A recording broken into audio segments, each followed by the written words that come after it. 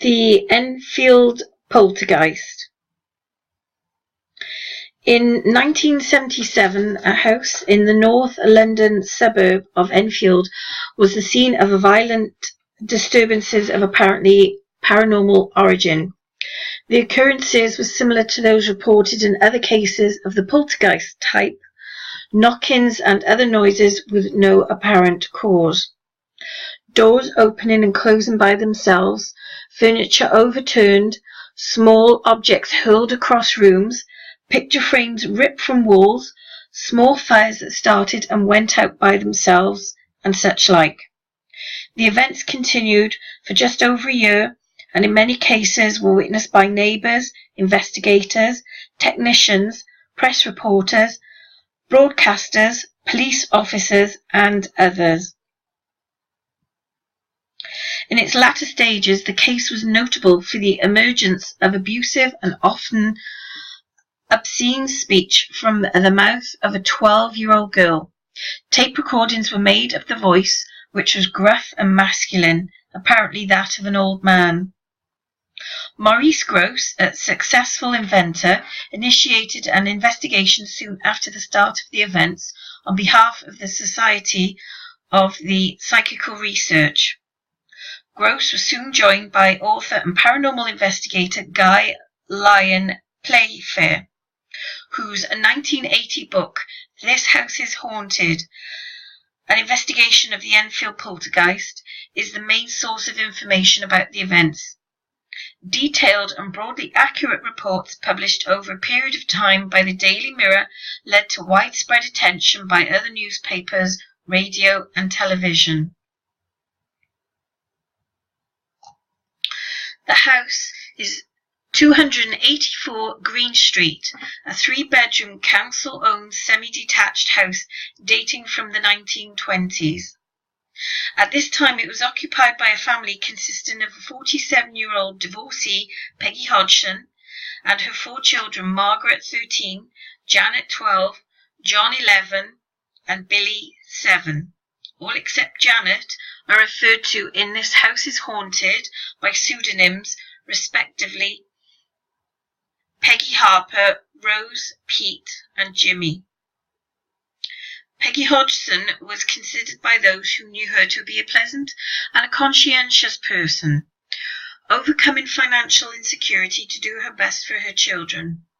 Margaret was serious and reserved. Janet was lively and extrovert.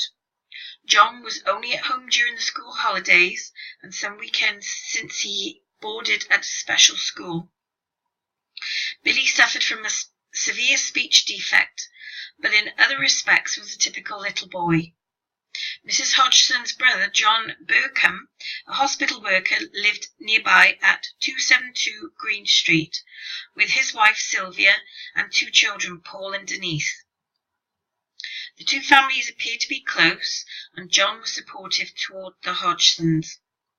The Hodgsons next door, 282, neighbours were builder Vic Nottingham and his wife Peggy and their 20-year-old son Gary. Relations between the families were seen to be friendly and supportive. On the 31st of August 1977 at around 9:30 p.m, the children, Janet and John, heard shuffling in their bedroom. The mother entered the room and all 3 heard knock-in sounds. A chest of drawers moved 18 inches across the room without any apparent physical contact. They immediately went to fetch help from the Nottinghams next door. Vic and Gary Nottingham entered and heard further knocks. Vic later stated that he could find no source for the knocks, which seemed to follow him around the house.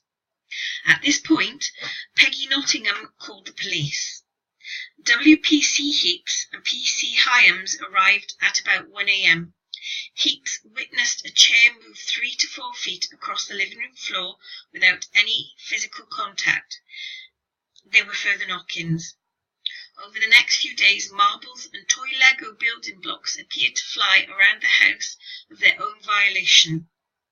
Witnessed by members of the family and the Nottinghams, there followed visits by council officials, clergymen and others, but none of these deterred the phenomenon which continued unabated. On the 4th of September, Mrs. Nottingham phoned the Daily Mirror in the hope that it would put her in touch with someone who could help. Reporter Douglas Bence and photographer Graham Morris visited the house. Both men witnessed flying objects, and the latter was hit on the forehead by a piece of Lego travelling at speed. He said the bruise was still visible some days later. On the 7th of September, senior reporter George Fallows and photographer David Thorpe visited the house. In early September, the Daily Mirror's Fallows contacted the Society of Physical Research, SPR, and spoke to the secretary, Eleanor O'Keefe. O'Keefe got in touch with Maurice Gross, who had recently joined the organisation, and declared his willingness to act as an investigator if any interesting cases should arise. Gross was a successful inventor responsible, among many innovations, for the rotating advertising billboards. His interest in paranormal phenomena had been awakened by a series of meaningful coincidences that followed the death of his daughter Janet in August 1976 of head injuries sustained during a motorcycle accident. Gross visited the house on the 5th of September. He advised Mrs. Hodgson to remain calm and recommended that she take notes of any incidents. On the 8th of September, Gross and 3 Daily Mirror reporters witnessed a loud crash. Convinced that the Hodgsons' claim were genuine, Gross had decided to take on the case. During subsequent visits, he and others observed marbles that flew through the air and landed on the floor without rolling, doors and drawers that opened of their own accord, door chimes that swung, and objects like teaspoons and a cardboard box, fish tank lid that jumped. The movements were witnessed by Gross, the Hodgsons, Peggy Nottingham's father, and 4 reporters and photographers from the Daily Mirror. At this relatively early stage, as many as 10 people now related to the family had witnessed the phenomenon at first hand. Author and investigator Guy Playfair responded to an appeal to the SPR for assistance by Gross and arrived on the 12th of September along with Rosalind Morris from the BBC Radio 4. The World This Weekend. He and Gross worked together for more than a year, making a total of 180 visits and 25 all-night vigils at the house. The incidents at the Enfield are among the most closely recorded of any poltergeist-type case. Gross, Playfair, Mrs. Hodgson, and other witnesses kept records of varying levels of detail. Tape recordings, mainly by Playfair and Gross, eventually totaled over 180 hours. An incomplete list is as follows. Marbles and pieces of Lego seen travelling through the air at great speed, seemingly emanating from walls or windows. A teapot shook vigorously on a cabinet in the absence of any external vibration. Metal spoons bent and the lid of a metal teapot was deformed. The shade of a bedside lamp tilted and then straightened. A toilet door opened and closed when nobody was nearby. Cardboard boxes and cushions were thrown by an unknown force. A slipper was thrown across the room by an unknown source. A framed certificate was pulled off the wall, Gross alone in the room. A bedroom carpet was pulled up at the edge to form an identical shape each time, an effect which Gross was unable to replicate. A settee was levitated and overturned in front of several witnesses. 11-year-old Janet was levitated and deposited in different places at different times. Kitchen unit doors slid open of their own accord. Tubular door chimes swung from side to side many times. Footsteps were heard when nobody else was present. 12-year-old Margaret was held fast by an unknown force. Knocks, bangs and crashes heard not caused by plumbing, vibration or other external sources. Coins disappeared from one room and reappeared fires started and extinguished themselves without causing damage. Water appeared in circumstances not understood. Normally reliable electrical equipment, tape recorders, cameras, etc. failed to work. Apparitions were seen, partial and total. The iron frame of a built-in fireplace was wrenched from the wall. Excrement appeared in inappropriate places. Written messages and the abusive remarks and swear words in a gruff masculine voice, apparently produced by Janet and sometimes Margaret. Some effects occurred simultaneously, many were repeated at different times, and places both day and night. Some were seen by members of the public who in many cases had no interaction with the Hodgson family. They included John Rainbow, a local tradesman, Richard Gross, a solicitor, and Hazel Short, a road crossing council employee, in other words, a lollipop lady. Short told Playfair that she had been walking across number 284 to pick up her lollipop sign, which she normally concealed under the hedge at the front of the house. I was standing there looking at the house, and all of a sudden a couple of books come flying across and hit the window. It was so sudden. I heard the noise because it was so quiet. There were no traffic, and it made me jump. Then after a little while I saw Janet.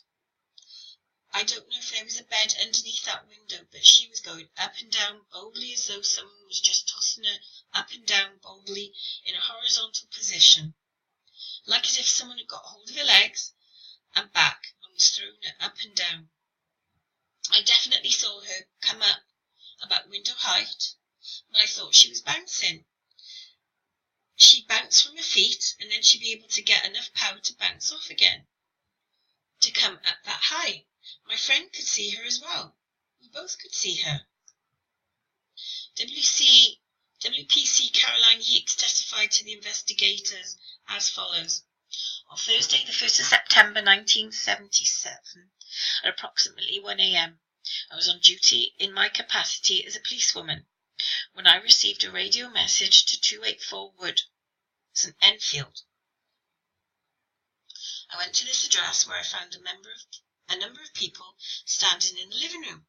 I was told by the occupier of this house that strange things had been happening during the last few nights, and they believed that the house was haunted. Myself and another PC entered the living room of the house, and the occupier switched off the lights. Almost immediately I heard the sound of knocking on the walls that backs into the next door neighbour's house. There were 4 distinct taps on the wall and then silence. About 2 minutes later I heard more tappings, but this time it was coming from a different wall. Again, it was a distinctive peal of 4 taps. The PC and the neighbours checked the walls, attic and the pipes and could find nothing to explain the knockings. The PC and the neighbours all went into the kitchen to check the refrigerator pipes, etc., leaving the family and myself in the living room. The lights in the living room were switched off again, and within a few minutes the eldest son pointed to a chair which was standing next to the sofa. I looked across the chair and noticed that it was wobbling slightly from side to side. I then saw the chair slide across the floor towards the kitchen wall. It moved approximately 3 to 4 feet and came to rest. At no time did it appear to leave the floor. I checked the chair, which I could find nothing to explain how it had moved, and the lights were switched back on. Nothing else happened that night, although we had later reports of the disturbances at this address. George Fellows of the Daily Mirror reporter gave his account of the events that he witnessed. Because of the emotional atmosphere at the house and in the neighbourhood, ranging from hysteria through terror to excitement and tension, it had been difficult to record satisfactory data. Nevertheless, I am satisfied the overall impression of our investigation is reasonably accurate, to the best of our ability. We have eliminated the possibility of total trickery, although we've been able to stimulate most of the phenomenon, and in my opinion this faking could only be done by an expert. In December 1977, 3 months after the start of the disturbances, an anomalous voice began to emanate from Janet. It started as a series of whistles and dog-like barks and developed into a human voice, that of an elderly male, harsh and guttural, and quite unlike Janet's. The voice identified itself as Joe Wilkins, pseudonym Watson in This House is Haunted, and claimed that he had lived in the house. The previous occupant was in fact a Mr. Wilkins, who had died in the house, a fact seemingly unknown to Janet. It habitually swore and claimed to be still living and to sleep in Janet's bed. Interrogated by Richard Gross, Maurice's Gross' son, a solicitor, the voice gave further details. I went blind, and I had a hemorrhage, and I fell asleep, and I died in a chair in the corner downstairs. To eliminate the possibility that Janet was herself faking the voice, Gross taped up Janet's mouth. The voice continued to be heard and somewhat subdued, as was the case of future occasions when Janet's mouth was also filled with water. Early in January 1978, Margaret started to speak in a similar harsh voice, but without the same intensity or duration as Janet's. Many hours of recording of the voice were made, and a contact microphone placed on the back of Janet's head picked up what appeared to be a different and louder sound than a normal voice. A speech therapist, approached by the investigators, was unable to say where the sound was coming from or how it was being sustained. It had some resemblance to a false vocal cord tone. John Hasted, a physicist at London's Birkbeck College, carried out an experiment together with Adrian Forsin, a phonetics expert at the University College in London. Tests with a laryngograph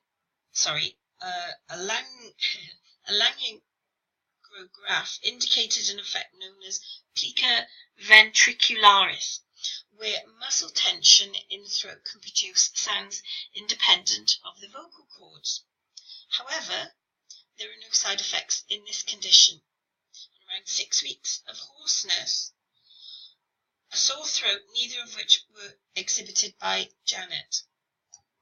Ray Allen, a ventriloquist, felt that the voice was being produced via the diaphragm, but this was disputed by Gross and Playfair.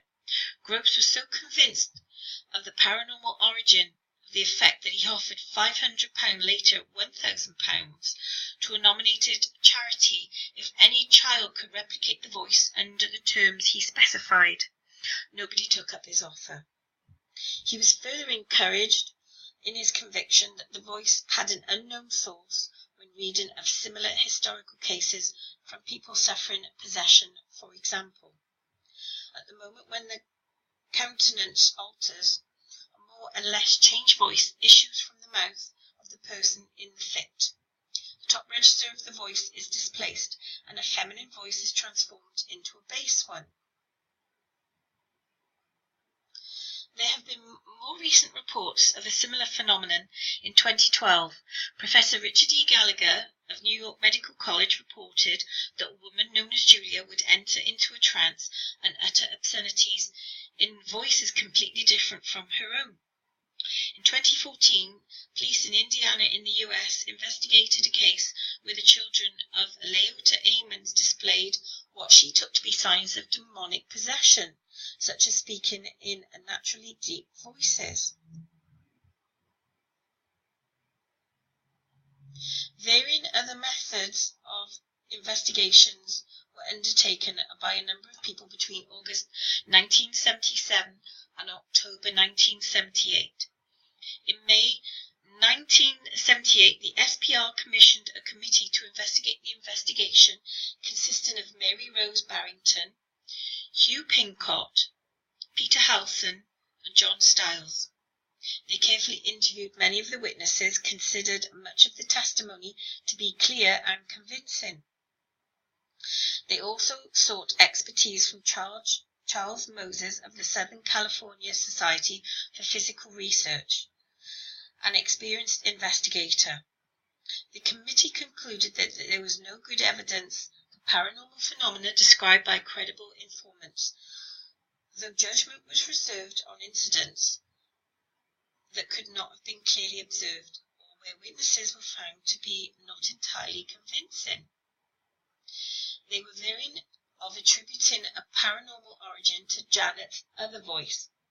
Barrington felt personally satisfied that paranormal events took place at Enfield and considered the tearing away of the fireplace an item of poltergeistery in the first order. Physicist John Halstead found that Janet's body increased in weight when she was strapped to the Blundell couch devised to measure such anomalies. He reported 2 sudden 5-second weight increase signals of about 1 kilogram and a minute gradual weight increase which eventually returns to normal. An anomaly he was unable to explain. He was further intrigued by a light bulb that exploded in an unusual way, finding that one of the glass supports on which the filament was mounted had snapped, an event he considered very rare. Physicist David Robertson carried out experiments at Enfield. He attempted to video Janet secretly, but found it impossible to conceal the equipment from her. He reported a levitation of Janet, the teleportation of a large cushion up to the house roof, the overturning of a sideboard, his head being struck by a flying plate, his hair pulled when he slept on the floor of the front room. A local psychiatrist examined the girls and maintained that if they were left alone, then the disturbances would stop. This did not happen, however. Janet was given a detailed physical and psychological assessment at London's Maudsley Institute for neuropsychiatry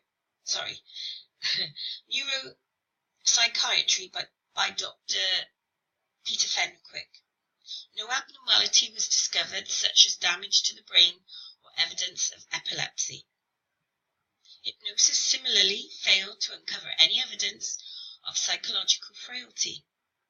Playfair undertook some research that found similarities with some manifestations of Tourette syndrome, including explosive utterances, barking and swearing. When medical doctors were called out, they usually prescribed calming drugs to help Janet sleep. National press reporters, photographers and television crews used different approaches to try to uncover the reason for the phenomena. Some introduced professional magicians to try to discover fraudulent activities.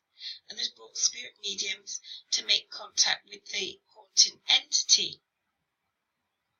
2 Brazilian mediums, Louis Gasparetto and Elsie Dubugras, apparently had some beneficial effect on Janet's behaviour.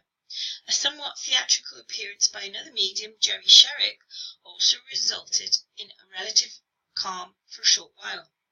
Matthew Manning, a healer and psychic, visited the Hodgsons, wishing to share knowledge of such events from his own experiences, which he believed originated from an individual's own energy.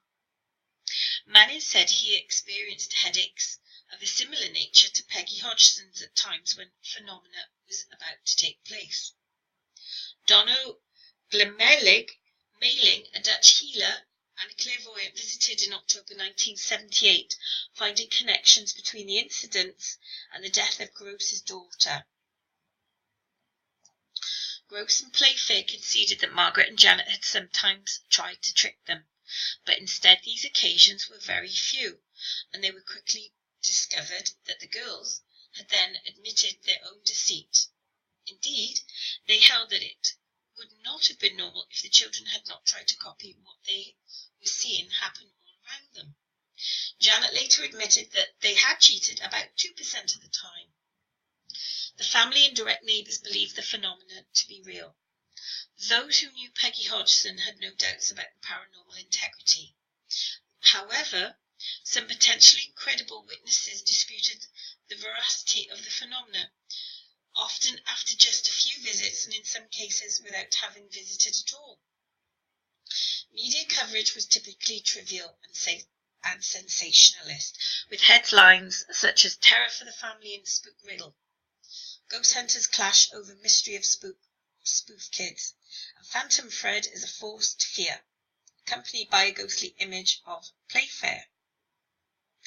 This House is Haunted was published in 1980, and it was reviewed sceptically by Anita Gregory, an SPR member and investigator who visited Enfield with John Beloff in December 1977. The pair argued that the girls enjoyed play acting, and Gregory alleged that John Burkham told her that Janet taught herself the trick of talking in a deep voice, and that she enjoyed keeping strangers hopping about. Gregory also stated that Peggy Nottingham had told her that she was going on now was pure nonsense, and it was kept going by the investigators after rejoiners from Gross. Gregory repeated her suspicion regarding the paranormality of the girls' voices, and her belief that Playfair's book was far too sketchy, unsystematic, imprecise, ambiguous, and confusing to be seen as a contribution to research. Melvin Harris, an author of debunking books, analysed the photographs in This House is Haunted, concluding that they showed the girls indulging in spirited hijinks and falsely denying that they could be held to represent paranormal events. In reply, Playfair defended the photographs as followed. On the curtain twisting sequence, Harris suggests that the curtain had simply been hit by the bedclothes and knocked off the window ledge. He does not explain how the curtains then move into the room, as it can plainly be seen to do in the first picture, and instead of towards the window as one might expect, nor does he explain how it moves to the right, the opposite direction to that of the bedclothes, and then twists into a tight spiral. In the pillow sequence, he does not explain how the top pillow doubles in mid-air and changes direction, which it clearly does. Had both pillows been thrown with one hand by Rose, they would presumably have followed the same trajectory and landed together, which they did not. Some movements, he said, easily correspond to those found in commonplace everyday events, not in the world I live in. In the latter response of Gregory, Gross defended himself against her criticism and pointed out that she conceded the case included some good evidence and testimony being answered in turn by Gregory, and more criticisms including a complaint about the lack of evidential video footage. Gross and Playfair published a further reflections some years later in 1988. Here they drew attention to the large number of written and spoken testimonies from the witnesses. They described in detail the constant and anomalous problems that they and professionals had experienced with sound and video recording equipment when trying to capture evidence. They bewailed the lack of balance shown in some sections of the media, denouncing many inaccuracies, distortions, half-truths, and blatant lies about the Enfield case that they have found their way over the years into print and radio and TV programmes. Some journalists, they revealed, had tried unsuccessfully to bribe the next-door neighbour, Mrs. Nottingham, with £1,000 if she would state that the events were all a pack of lies. She and her family subsequently made signed statements repudiating allegations of faking. Professional skeptics continue to criticise the Enfield investigation. In 2012, Janet appeared on the television programme This Morning with Playfair and Deborah Hyde, editor of The Skeptic magazine. Criticism by Hyde of views put forward by Mary Rose Barrington led to correspondence by both parties in a latter edition of the magazine. Barrister and SPR council member Alan Moody returned to the topic in a later magazine article, arguing that Hyde had wasted an opportunity to ask detailed questions, preferring instead to speak in generalizations. Towards the end of his life, Gross was much occupied by defending his investigation of the Enfield events, writing articles with a wide range of publications and speaking at conferences. In 1995, he took part in an edition of the popular ITV television programme Strange But True with presenter Michael Aspel. 2 years later, after having been attacked by a psychologist, Nicholas Humphreys, in Channel 4's Is There Anybody There?, he appeared in its Right to Reply programme to give his version of events. A dispute arose over the 1992 BBC drama Ghostwatch, which was modelled on some aspects of the Enfield case. Playfair received a settlement out of court, and in 1998 Gross took court action against the comedian David Baddiel for giving his name to a character in his novel Time for Bed. A psychic investigator who runs away with a married woman. Baddiel paid out of court. The winnings went to charity. Gross appeared in a French documentary, The Strange Odyssey, in 1995. He was interviewed by a Japanese film company in 1996, in which Terry Wilkins, son of the former occupant of the Enfield house, and putative entity Bill Wilkins, confirmed that his father had died in the house many years earlier, in the circumstances that Janet's voice had described. Playfair remains an active researcher, author, and SPR Council member. He vigorously defends the legitimacy of the investigation and the claims of paranormality. In 2007, he took the Times to task for making an unfounded comment about the case. Playfair also pointed to support the academic community for his comparisons of features of the case with Tourette's syndrome. Peggy Hodgson died in 2003. Her older son, John, died in 1981, aged 14. Janet left home at 16, married young, and suffered the loss of her son when she was aged 18. Maurice Gross died in 2006. Peggy Hodgson avoided publicity after the disturbances subsided in 1978, but never changed her position about the anomalous nature of what she had experienced. Billy, a young child at the time, remained largely indifferent to the events, and both Janet and Margaret had made brief appearances on television documentaries insisting on the genuineness of the phenomena. Asked in 2011 newspaper article whether she believed the house was still haunted, Janet said years later, when Mum was alive, there was always a presence there, something watching over you. Janet, now aged 45, mentioned having been bullied at school as a result of the incidents, being nicknamed Ghost Girl, which she also mentioned having played with a Ouija board before the troubles flared up. She said she'd been unaware that she went into trances until shown photographs. I knew when the voices were happening, of course. I felt like something was behind me all the time. They did all sorts of tests, filling my mouth with water and so on, but the voices still came out. The levitation was scary because you didn't know where you were going to land. I remember a curtain being wound around my neck. I was screaming. I thought I was going to die. After Peggy Hodgson died, the house was briefly occupied by mother of four, Claire Bennett, who stated, I didn't see anything, but I felt uncomfortable. There was definitely some kind of presence in the house. I always felt like someone was looking at me. Her sons would wake in the night, hearing people talking downstairs. Bennett then found out about the house's history. Suddenly it all made sense, she said. The family moved out after just 2 months. The house is currently occupied by another family who do not wish to be identified. The mother says, I've got children and they don't know about it. I don't want to scare them.